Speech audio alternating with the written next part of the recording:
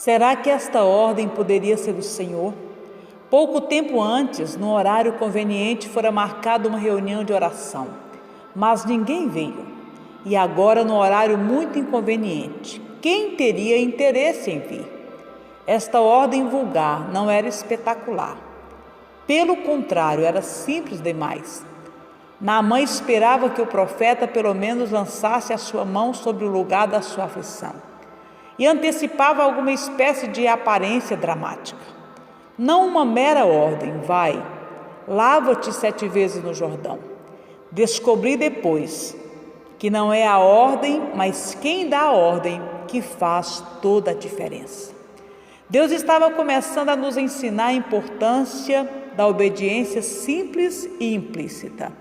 Não foi a quantidade do fruto que foi consumido no Éden que acarretou tamanho caos. Foi a qualidade da desobediência que revelou uma profunda rebelião contra o governo de Deus e separou o homem do seu Deus. A obediência simples e implícita é o único caminho que leva de volta à presença de Deus e restaura o relacionamento certo com Ele. Fazer este convite ao grupinho da igreja no domingo seguinte foi a tarefa mais extraordinária e difícil que se possa imaginar. O tempo frio de inverno, as casas sem aquecimento e a falta de condução depois da meia-noite combinavam para dificultar a aceitação de tal convite. No entanto, 3 pessoas demonstraram sua disposição em assistir às propostas reuniões de oração. Vieram 3, uma empregada tímida e um homem desviado com sua esposa. Nenhuma das 3 tinha visto alguém ser batizado no Espírito Santo. Esta igrejinha e muitas outras semelhantes a ela na Argentina, daquele tempo, nunca tinham experimentado qualquer manifestação do Espírito Santo. Eles não sabiam como receber o Espírito Santo, nem como seria quando viesse sobre eles. Passamos algum tempo na primeira noite, instruindo-as segundo as Escrituras. E depois todos nós ajoelhamos diante do Senhor em oração. Elas esperavam em silêncio absoluto. Dirigi-me em oração, em louvor e em cânticos, mas ninguém se uniu a mim. Apenas esperava em silêncio. Quando as 4 horas tinham passado, perguntei se alguém recebera algum impulso do Senhor que exigisse cooperação da sua parte. Alguém sentira um impulso para orar em voz alta, para louvar o Senhor, cantar ou outra coisa qualquer? Todos responderam que não, menos a jovem esposa do homem desviado. Ela reconheceu que sentira um desejo estranho de levantar-se, caminhar para a mesa no centro da sala e bater nela. Certamente isto era estranho. Seu orgulho não permitiu que ela ao menos considerasse tal coisa. E ela comentou apenas: isso seria uma tolice. Não conseguimos persuadi-la nem para experimentar. E desta forma terminou a primeira reunião de oração. Novamente fui diante do Senhor. Eu havia cumprido a sua ordem e nada tinha acontecido. Que faríamos agora? Mas o Senhor disse apenas que esperássemos e nos reuníssemos novamente para orar. Na noite seguinte, o mesmo grupo voltou para buscar o Senhor. A segunda noite foi uma repetição exata da noite anterior. Durante as 4 horas de silêncio, ninguém sentiu o menor impulso do Senhor, com exceção da mesma mulher que confessou sentir o mesmo desejo estranho que sentira na primeira noite. Mas como sucedera na primeira noite, não conseguimos persuadi-la a obedecer. A reunião terminou com um senso de fracasso tão total que tive certeza que ninguém voltaria na noite seguinte. Será que isto poderia ser do Senhor? Um impulso tão estranho e extraordinário como esse de bater na mesa? Não havia nenhuma menção de algo semelhante na Bíblia. Por que Deus não havia operado? Porque Ele estava demorando se Ele mesmo tinha dado a ordem de reunirmos-nos para oração, prometendo-nos que se manifestaria? Muitas perguntas e dúvidas se investiram contra meu coração e minha mente. Com temor e tremor, aguardei a próxima reunião. Pela terceira vez, as mesmas 3 pessoas se ajuntaram a mim e a minha esposa para uma noite de oração. O homem desviado, chamado para o ministério, a sua esposa e a empregada doméstica. O resultado foi uma outra noite de espera silenciosa. Uma outra noite sem qualquer resposta aos impulsos ou toques do Espírito Santo. Quando a reunião estava quase terminando, perguntei à esposa do homem se ela ainda sentiu o impulso de bater na mesa. Com muita vergonha, ela enrubesceu e reconheceu que sentia, mas não havia maneira de convencê-la a obedecer. Como é difícil para o homem aprender a obedecer à voz de Deus. 3 vezes Deus chamou Samuel e 3 vezes Samuel pensou que era a voz de Eli. Somente da 4ª vez foi que ele aprendeu que Deus estava falando. Por diversas vezes agora, Deus tinha falado a esta jovem senhora. De alguma forma eu tinha certeza que Deus estava falando com ela.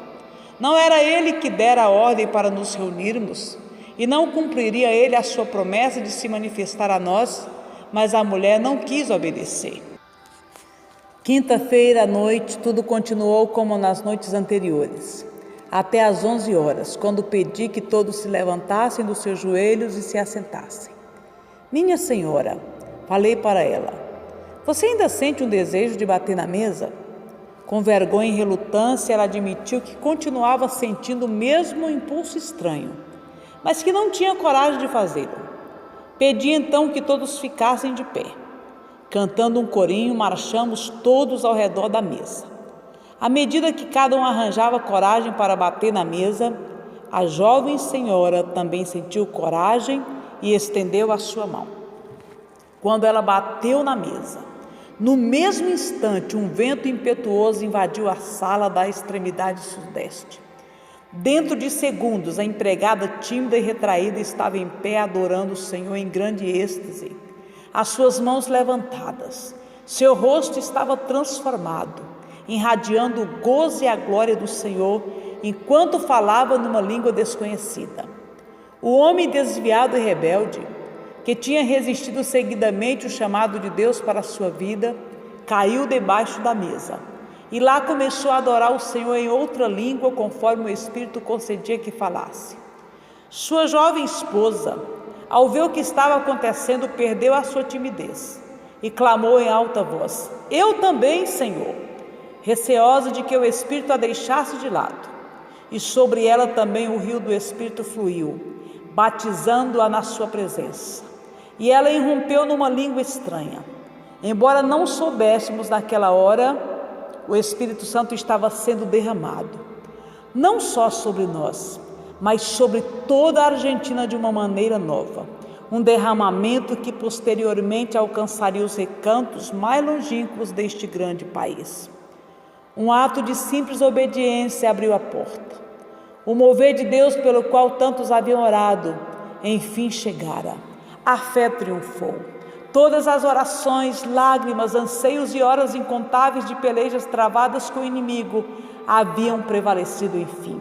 A fé produziu uma realidade visível e entramos na corrente do seu poderoso propósito, pelo qual tantas pessoas haviam ansiado e orado, embora ainda não tivessem participado dela. Outras entregaram as suas vidas na fé, mesmo não recebendo a promessa. Contudo, ele veio, assim como havia prometido. A sabedoria de Deus envergonhou a sabedoria do homem. Bater numa mesa em obediência ao impulso do Espírito Santo foi o que tirou o último obstáculo ao fluir do grande rio de Deus. No princípio de junho de 1949, este rio começou a fluir para a Argentina de maneira nova e tremendamente poderosa. Subtítulo: A abertura de uma nova fonte. As notícias do derramamento do Espírito Santo se espalharam rapidamente. Outras pessoas compareceram à reunião de oração na noite seguinte. Daí em diante, nem o frio, nem perigo, nem outro fator serviu como obstáculo à vinda das pessoas para receberem o enchimento do Espírito Santo. Uma mocinha de 14 anos, com pouca formação escolar, recebeu visões de coisas no futuro. Muitas dessas visões já se cumpriram. Às vezes ela profetizava citando muitas escrituras que nunca tinha lido, nem aprendido. Um jovem chamado Félix recebeu a palavra do conhecimento e viu coisas escondidas em visões. Numa noite ele advertiu uma professora aposentada, através da palavra do conhecimento, a purificar sua casa dos ídolos.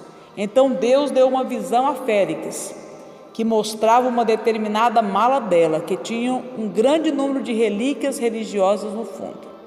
Era verdade, as relíquias, lembranças deixadas por sua mãe falecida, tinham estado ali por tantos anos que ela se esquecera delas.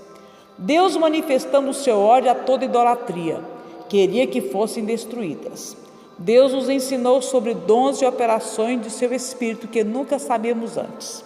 O jovem Félix recebeu um poderoso ministério de cura e posteriormente se tornou um evangelista bem-sucedido em abrir obras pioneiras.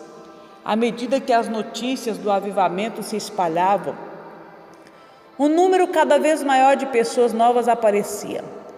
Todas que vieram foram brevemente convertidas e batizadas com o Espírito Santo. Durante estes meses, não havia na igreja um membro que não tivesse recebido o Espírito Santo.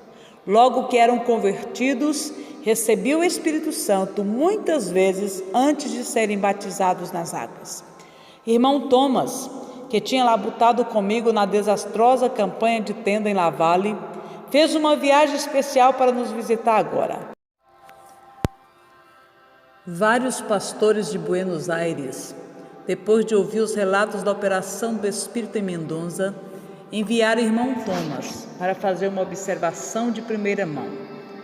Tendo sido certa vez pastor desta igreja em Mendonça, ele já conhecia bem o povo aqui. Contemplando o povo gloriosamente transformado, todos louvando a Deus e agindo nas operações e dons do Espírito Santo, ele disse: este é um milagre, isto é Deus. Somente Deus poderia fazer algo assim com esse povo. Antes, nós estudávamos sobre os dons e operações do Espírito Santo, mas o povo não correspondia. Agora as mesmas pessoas estão manifestando estes dons.